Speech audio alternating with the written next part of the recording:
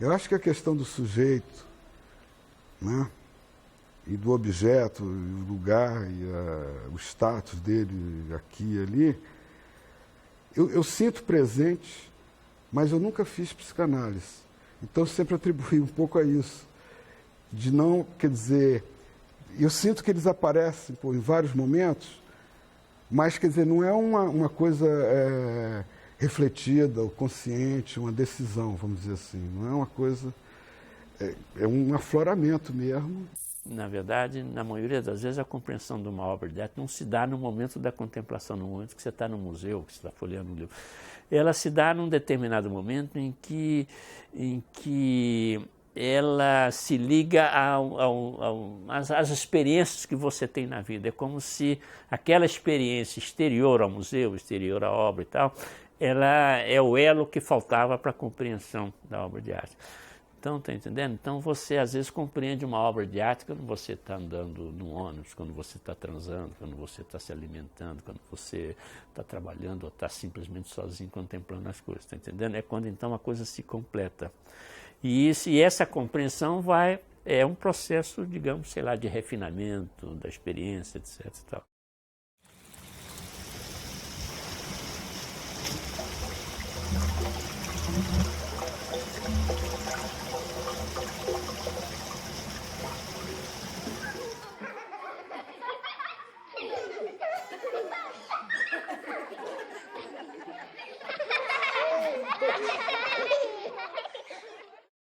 Eu acho que as nuances do entendimento na relação das coisas, elas vão tendo uma suave modulação no decorrer do tempo, que de alguma forma, às vezes, uma coisa que você falou ontem, já não é mais capaz de se repetir hoje.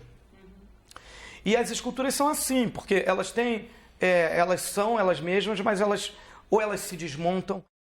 A arte, no século XX, ela nos ensinou a pensar o sujeito, em larga medida, né? Eu acho que há alguns dispositivos, algumas experiências intelectuais fundamentais para essa discussão, né? E elas são muito marcadas pelo século XX como experiência, em geral, né? Porque se elas não nasceram no século XX, elas configuraram o século XX, né? Quer dizer, a psicanálise, por exemplo, é uma delas, né? Nos ensinou a pensar sobre o que é o sujeito. A arte de vanguarda, né? A experiência vanguardista da arte, ela também nos ensinou a pensar o que é o sujeito. Pelo menos nos ensinou a constituir os problemas que aparecem quando nós voltamos os olhos para o sujeito, né? Algumas experiências políticas fundamentais no século XX, que sempre trouxeram uma discussão sobre o homem novo, né? Elas também, de uma certa forma, elas entram nesse tipo de discussão, né? Por outra razão que você tem uma articulação muito tensa, mas muito presente entre esses três dispositivos de reflexão, né? Política, psicanálise, estética.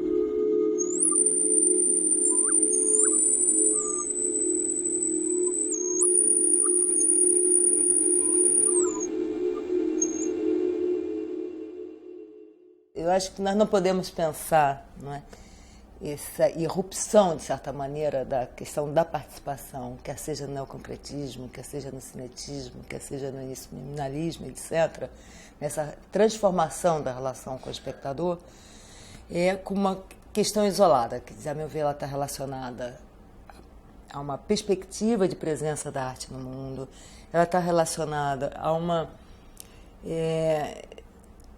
as transformações internas da própria linguagem, ela está relacionada também ao regime de visibilidade, quer dizer, e, de certa maneira, não é, a uma reconstrução dos conceitos que informavam isso.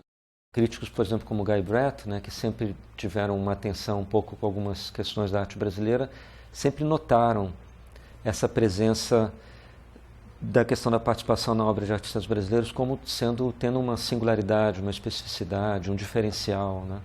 E realmente é curioso pensar isso. O que seria isso, essa disponibilidade? Me parece que é um cuidado em relação ao outro, né? Na hora como receber esse interessado em se relacionar com a obra e a obra provocar esse interesse e ter um cuidado nesse contato.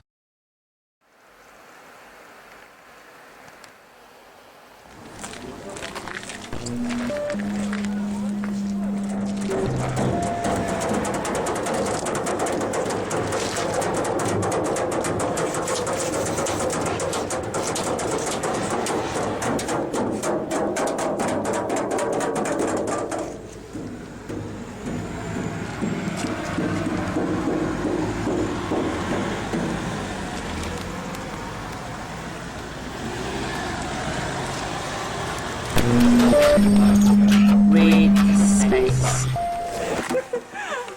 Thank you.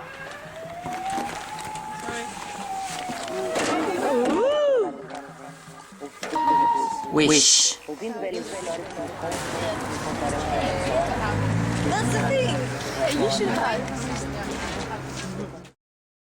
Nossa noção do que é nossa relação a nós mesmos, né, mudou radicalmente graças às experiências estéticas, eu acho.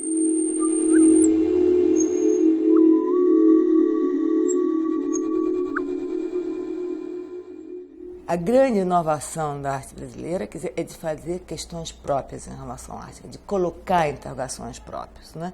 Sobre a questão do objeto, sobre a presença da arte no mundo, sobre as transformações de linguagem, sobre a relação com o espectador, com a constituição do sujeito, tudo isso, né? Quer dizer, eu acho que essa é a grande contribuição dali. Mas esse contato eu acho que passa por uma ênfase numa relação consensível das coisas, dos objetos, não é? Quer dizer, um cuidado de aproximação em que é preciso, de alguma maneira, se desarmar de qualquer leitura excessivamente pronta, né? Quer dizer, realmente reverenciar esse momento de contato com o trabalho. Praticidade, trazer sonhos seguros. Sei que não posso calar. Mesmo Parece imóvel. Sei que um dragão não sai da beira da minha boca. Caminhos repetidamente novos. Pausa possível. Palavras sem precedentes. Sem tom. Sem som. Sem alma. Resultado de tudo que o corpo espelha. Volto ao observatório. appropriate. Onde não vejo muito, mas sinto o conforto de não existir em minhas potencialidades. Pedrosa tem um contato muito direto com o surrealismo.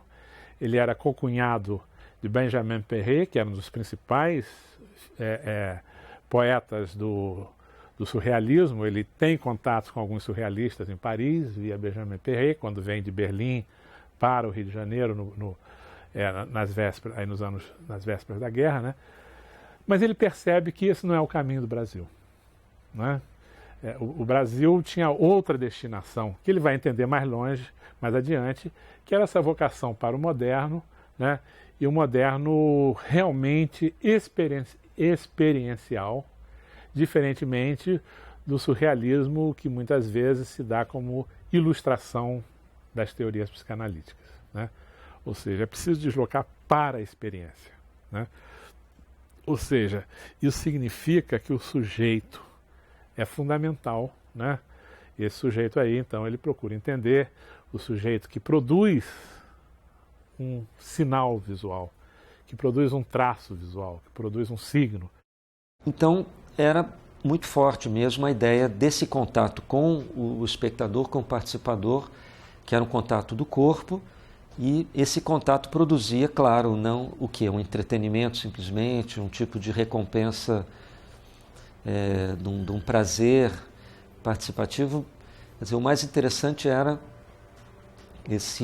essa provocação, claro, e a ideia de uma transformação, né? De que depois do contato com a obra, ninguém é mais o mesmo, vamos dizer assim, já se era uma outra pessoa, um outro sujeito, né? A própria ideia de contemplação, quer dizer, é uma ideia histórica com transformações históricas. Quer dizer, quando vai se contemplar, pegando o exemplo, por exemplo, do Tiziano e da Anunciação numa igreja de Veneza, né, que é um quadro famosíssimo, você pode ver de diferentes maneiras. No entanto, esse mesmo quadro, houve momentos que você fechava o olho, não é? Quer dizer, que era uma maneira de vê-lo, era uma maneira de se conjugaram à ideia de Nossa Senhora.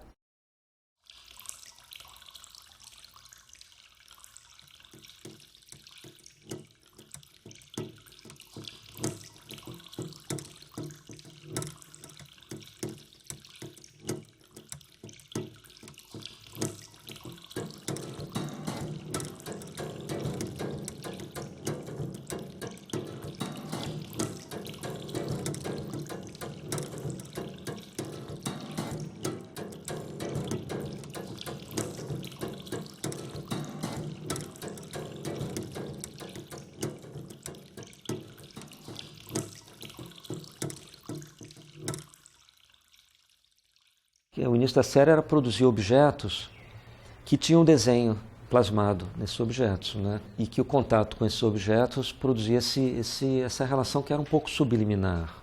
Vamos dizer assim, você voltava para casa carregando aquele sinal no seu corpo circulando, né? Como um vírus. Fui agregando algumas referências, né? A própria referência da Alicia Clark, quando ela fala em metabolismo simbólico, que eu acho uma frase muito boa, porque circula no seu corpo, mas é da ordem do simbólico. Então, eu fico pensando que essa marca NBP, como um vírus, ela circula no seu corpo, mas no exame de sangue não vai revelar a presença desse perigoso vírus, mas você foi contaminado, né? Houve um contágio. Eu acho que a arte coloca você sempre numa situação, digamos assim, de perigo, tá entendendo? Quer dizer, diante do novo, do inusitado, tá entendendo?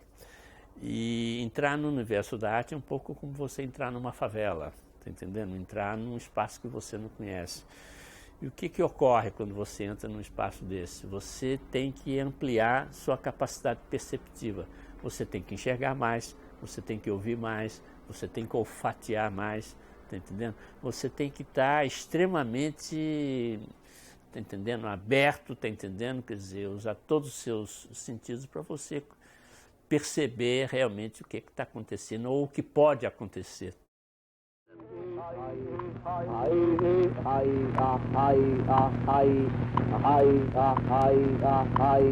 Sintonizam a Rádio Relógio Federal, proporcionando cultura e horas. 0 hora. 50 minutos.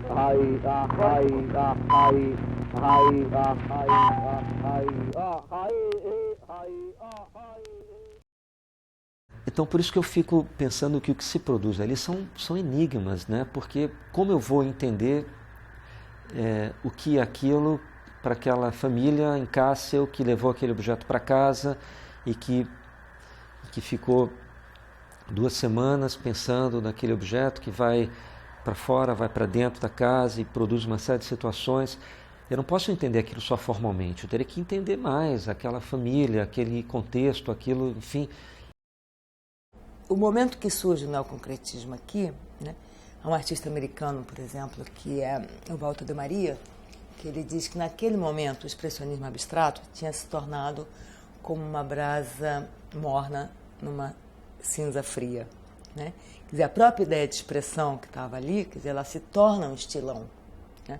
Todos vão pintar lá abstracionismo. Então eu via sempre assim, que era como se a obra tivesse aqui, ela descesse pelo corpo e saísse pela mão como um passe de mágica. Eu sempre achei legal essa ideia do mágico, de jogar essa energia, essa fantasia, né? Do mágico, ou do cara do maestro, sabe? Existe uma coisa da energia da mão, de como se comunica, de como a gente se cumprimenta com a mão, que a gente passa uma energia para outra pessoa. Então, essa questão dessa continuidade da mente para a mão era uma coisa muito importante para mim. Então, a coisa se estruturava muito dessa forma. Então, a mão do outro que trabalhava a escultura também era interessante. Foram anos de praia para o carioca, na sua sede de informalidade, descobrir a beleza e a matemática da escultura que cada coco é. O corpo do coco, na sua morfologia, se divide em 3 gomos, que se lançam ao espaço, formando um triângulo curvo, até se tornarem um ponto novamente. Este conhecimento chegou ao nosso olhar pelas mãos de sábios vendedores, que em 3 golpes certeiros, no topo de cada gomo, retiram uma pirâmide, abrindo assim a boca do coco, trazendo-nos à tona aquela água macia e cristalina para o bem de nossos olhos.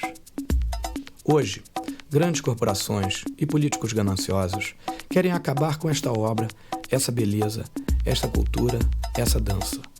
Com essa poesia, eles querem empacotar o coco.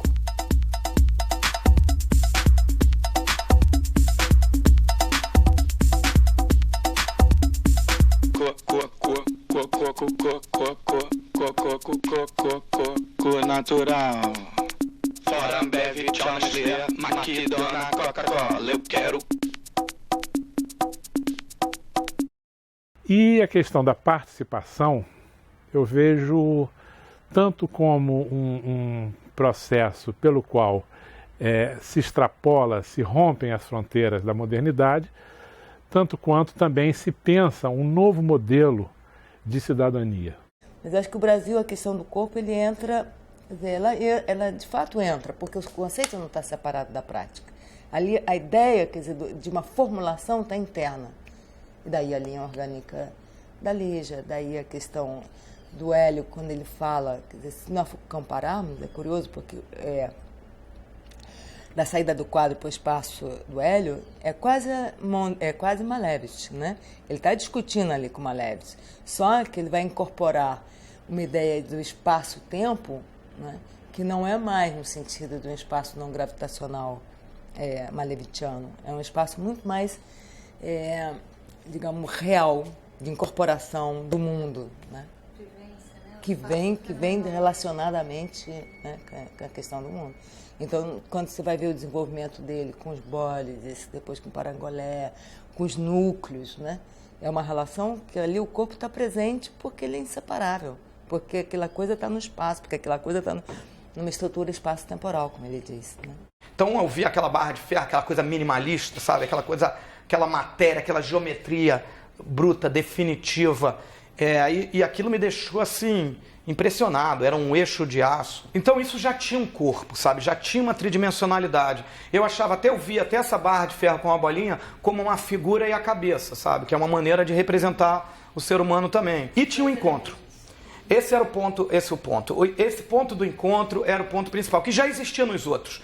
Mas só que os outros, na maioria das vezes, eles estavam se separando, os elementos, e nesse ponto eles estavam se juntando. Eu considerava que algumas esculturas eram Ernesto e as outras eram Neto. Digamos que nesse momento eu estava me separando uma relação e estava juntando numa outra. Então eu via tanto a polaridade física que existia, eu via as polaridades das relações sociais também acontecendo, entende?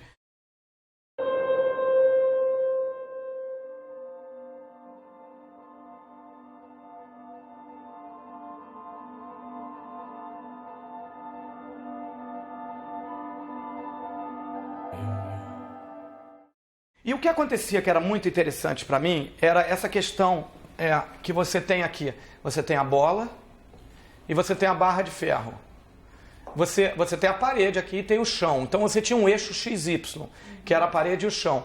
Você pega a bola, pega a barra de ferro, bota junto, você tem arte. Separa, você não tem arte novamente. Bota junto, você tem arte. Separa, não tem arte. Era um acontecimento, dava uma ignição, sabe? Então...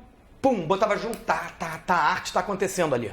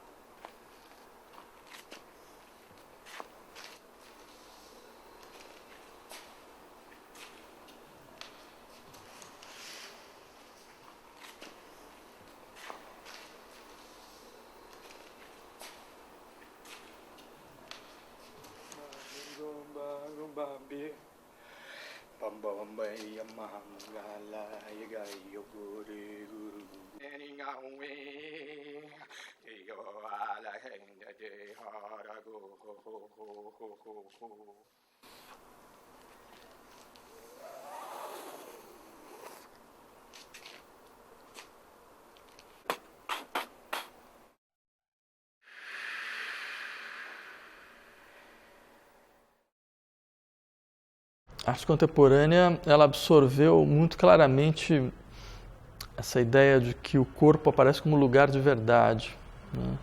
Acho que ele é um dispositivo fundamental para alguma coisa que expõe não só o problema da relação a si mesmo, mas também o problema da relação ao outro, um problema que tem uma vertente política bastante clara, né?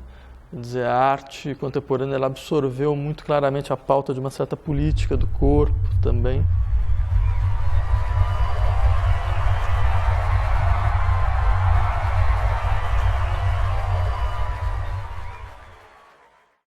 Eu acho muito interessante pensar, por exemplo, essa fala do diálogo do Hélio e da Lígia em relação à participação num momento em que se está, né? Quer dizer, são momentos muito próximos, num momento pós-estruturalista, falando da morte do autor, né? Porque se tende muitas vezes a pensar as duas coisas juntas, né? Como se essa participação provocasse uma tal radicalidade de coautoria do participador que o autor se diluísse nisso, né? E me parece que isso nunca ocorre, né? Eu acho que a autoria se mantém nessa presença do artista em sua obra. No final dos anos 80, ou 90, não sei, conversando com o Guy Brett uma vez, ele via a obra da Lígia e a do Hélio como, quer dizer, a Lígia da pele para dentro e o Hélio seria da pele para fora. Mas aí, quer dizer, de uma certa maneira batia com uma coisa que eu tinha em relação à Lígia e o Hélio, por exemplo. Quando você pega primeiro os bichos mesmo, começando da Lígia, quer dizer, ainda é um acesso a uma interioridade, mas conseguido através de um observador externo aquilo, tá? Se insere na história da escultura, assim, sabe? E aí houve uma época que eu ficava pensando, mas qual seria dos dois exatamente o que teria chegado a uma chave mais geral para essa questão, né, do lugar do sujeito, esse novo lugar do sujeito aí.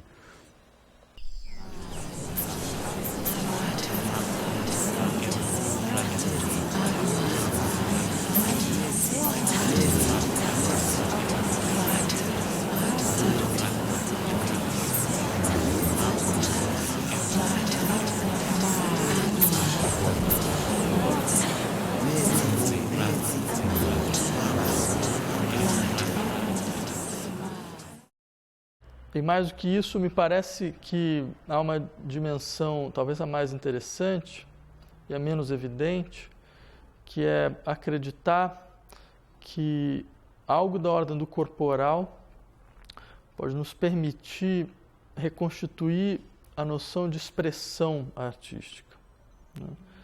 Quer dizer, a expressão artística ela deixa de ser, de uma forma ou de outra, alguma coisa vinculada a uma gramática de sentimentos e de afetos que poderiam ser organizados a partir de um projeto, para ser um terreno pantanoso onde o corporal fornece um princípio de expressividade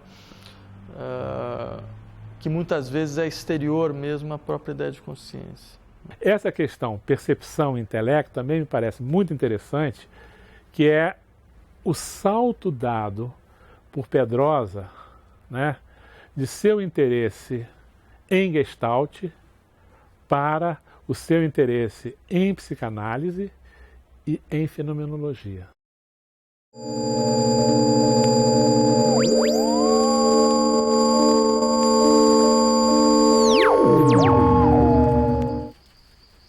pensei, bom, mas eu acho que num determinado momento, eu achei que essa saída do bicho, que é um primeiro estágio na Lígia, porque depois ela passou mesmo para uma coisa que era da sensibilidade lá para dentro, né?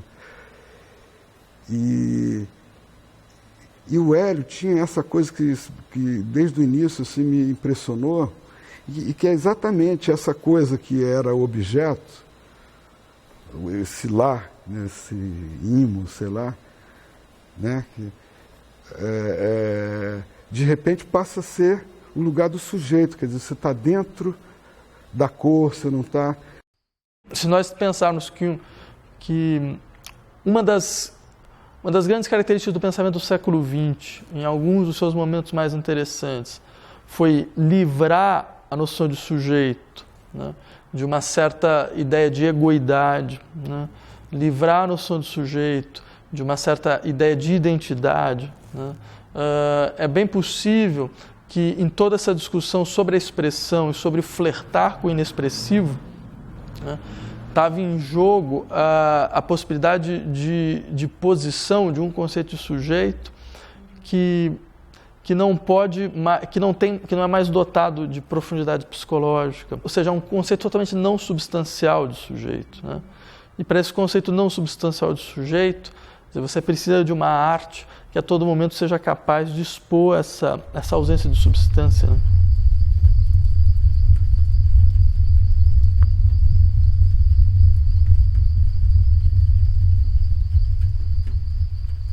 Eu não consigo pensar numa produção poética que não seja como um desfazer-se de algo de si mesmo, né? No sentido mesmo fenomenológico, né? Participamos dessa carne do mundo.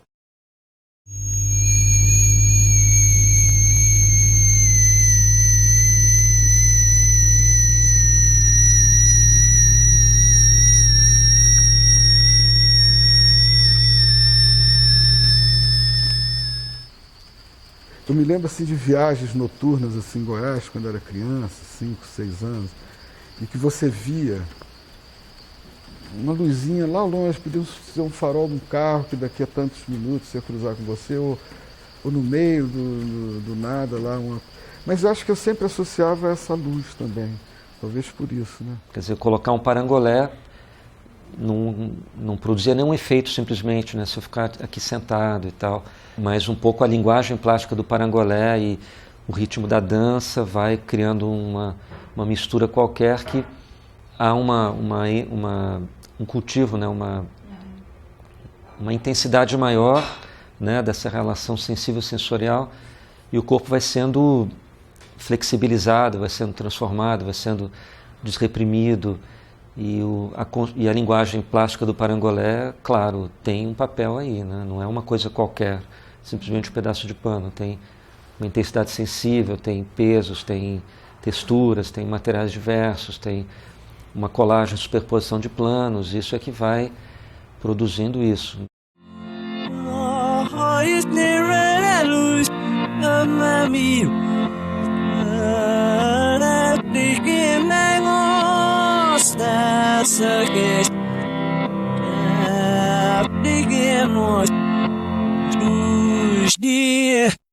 Hey Jude, don't make it bad. Take a sad song and make it better. A Concreta Sonho foi uma escultura que eu fiz quando eu comecei a ler o Freud. Eu li as conferências introdutórias sobre psicanálise. E eu comecei a achar o seguinte, cara, construtivamente, sei lá, tá legal, cara. Não tem nada mais assim de eu aprender. Eu já entendi o processo, assim, aquele processo do construtivismo brasileiro, do concretismo, não sei o que lá. E aí eu estava afim de entrar numa parada onírica.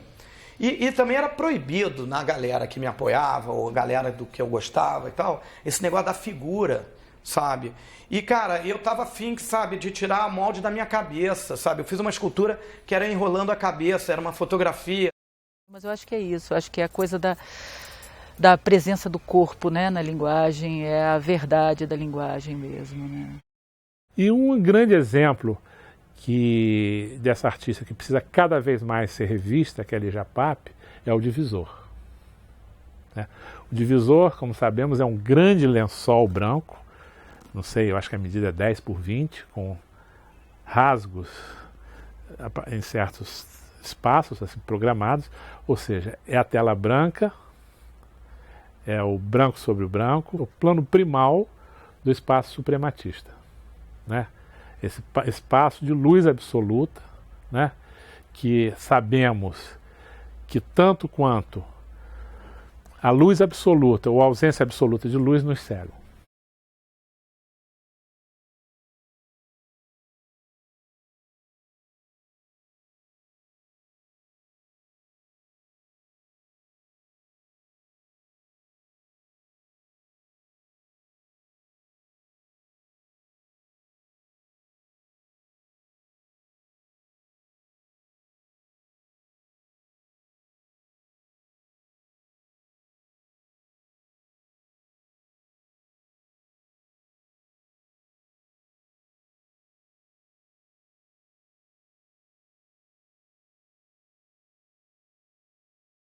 Então, quando esse plano branco começa a ser, né, rompido como distância entre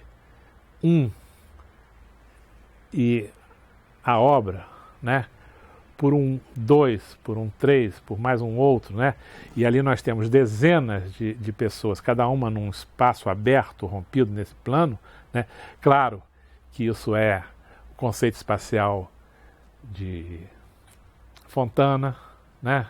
Isso é a veste de um parangolé num carro alegórico, que é espaço para muitos, né? Mas nós temos aí uma malha que é vida, que é como se fosse um grande bicho vivido coletivamente.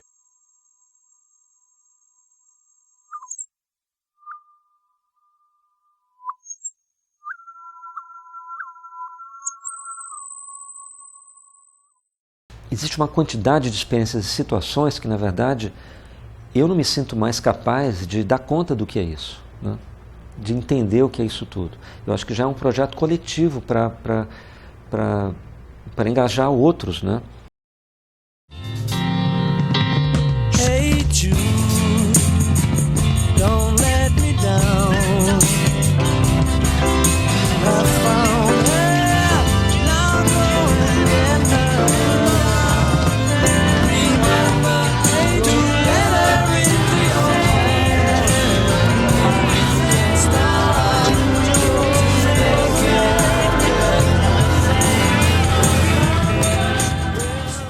Eu me pergunto se as obras que realmente trazem alguma coisa interessante sobre o corpo não são exatamente aquelas obras onde o corpo está ausente, está completamente ausente. Até, por exemplo, uma fala como essa de que aonde a questão do sujeito está mais forte, aonde não há a presença do corpo ou da representação do corpo, para mim me parece quase impossível para o artista, né? Porque ele está envolvido com o corpo, né, naquilo, né, na própria obra. E eu acho que essa sensação de que a gente está sempre caindo é porque de fato a gente está sempre caindo, o mundo está sempre caindo, o planeta, o giro que o Sol dá em torno da Terra é uma queda constante, sabe? Só que ao mesmo tempo que tem a queda, a velocidade mantém você nessa órbita. A gente está sempre caindo para o chão, caindo na cama, o nosso corpo, sabe, vai caindo, né? E agora eu me lembrei de uma coisa que é um projeto que eu nunca realizei, que é dos anos 70, assim. Mas que era assim, você vai, né, de uma certa maneira, você vai se encaminhando para construir isso, a casa, e a ideia era ter um país, fazer um país, criar um país, mas tão estreito, que não coubesse ninguém lá dentro. Todos os seus nacionais, eles seriam necessariamente estrangeiros e tal, mas criar, né, pô. E isso é um pouco também uma situação de fronteira que eu acho interessante, onde exatamente, né, esse sujeito, vamos dizer, da pele para fora, ele não tem um lugar físico. Eu estou aqui neste oeste, nesse capitalismo selvagem, para fazer uma conferência sobre Cildo Meirelles. Eu não gosto de perspectiva, linhas retas, aquelas coisas do Renascimento. Eu gosto de utopias financeiras. O sonho popular de encontrar nas ruas o fim do dinheiro.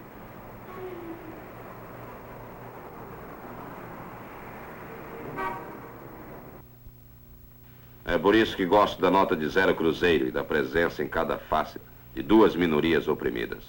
O louco e o índio. Esse trabalho chama-se Inserções em Circuitos Ideológicos. É uma atuação sobre o fetiche do dinheiro. E eu gosto disso. O meu trabalho, como ele, a maioria das vezes, ele está sempre em relacionamento, é sempre uma coisa que não se completa nela mesma. Novo momento de produção de linguagem, de conhecimento visual, mas esse momento sofre um processo de sofisticação política que é, digamos, o deslocamento do teor, da ideia de tema para a própria instância da linguagem, né? Essa linguagem, ela se abre para a incompletude. Em vez de buscar uma linguagem cerrada que exclui o outro, né, que se satisfaz com a produção pelo artista, o artista se põe como aquele que produz a incompletude da linguagem. Que ela se debate com o contexto, né? Você joga ela cai no chão e se esparrama. Ela sempre acontece se relacionando com o contexto também. Então não é só a escultura com ela mesma em si mesma, mas é ela em relação ao espaço, chão, teto, parede, ao espaço cultural, à instituição, às pessoas.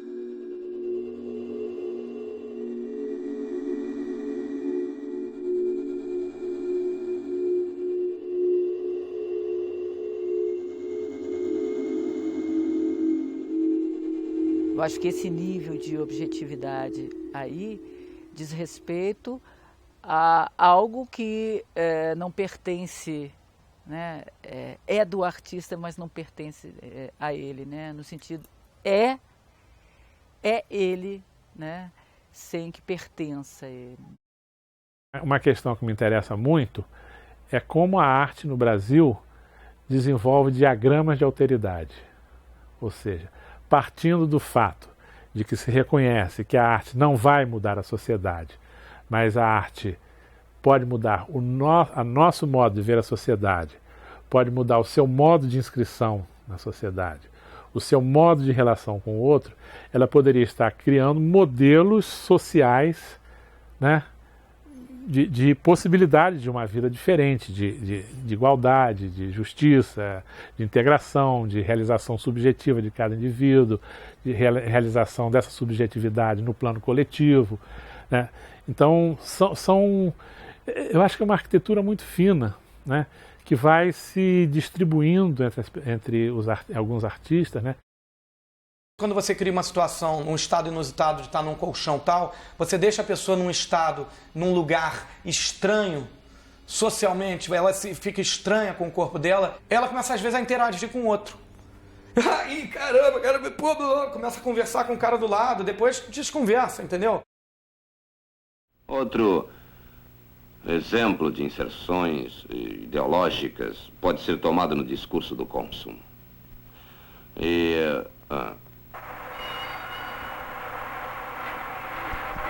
Vejamos como isso se passa numa grande fábrica multinacional. Eu me identifico muito com esse trabalho artístico, porque eu também sou um produto da indústria do cinema. As garrafas circulam, giram, andam pelas cidades e retornam vazias, solitárias, ao mundo asfixiante das fábricas. Esse projeto de Cildo Meirelles é uma interferência no simbolismo do consumo.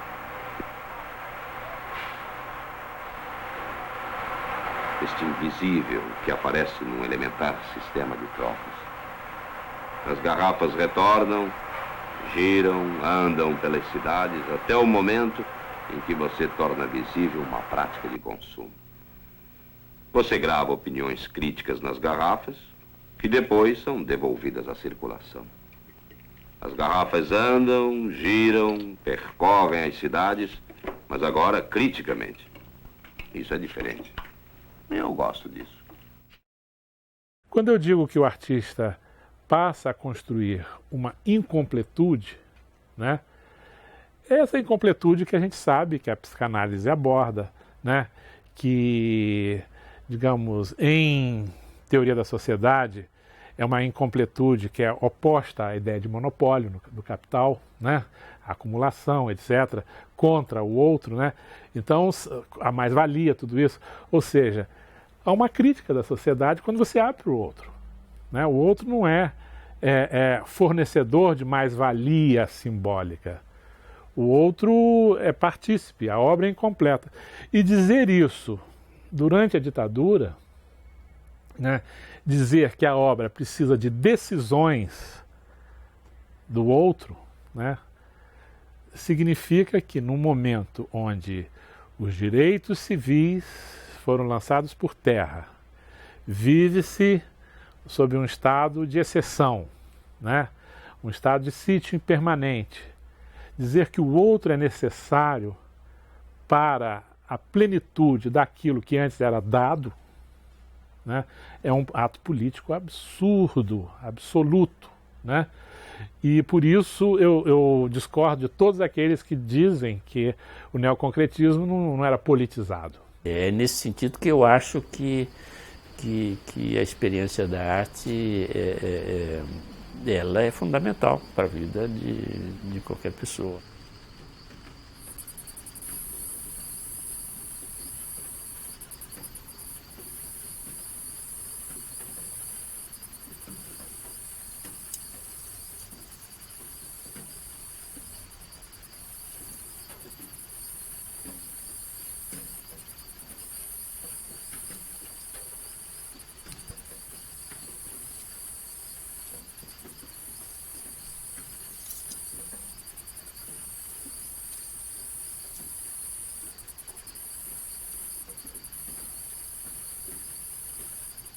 Uma vez também em Brasília, cara, eu assim, era 1h da tarde, eu tinha saído do Elefante Branco, meio de meio, estava descendo, eu acho que para uma livraria que às vezes eu passava, que era Dom Bosco, que tinha ali na Rua da Igrejinha, lá no final.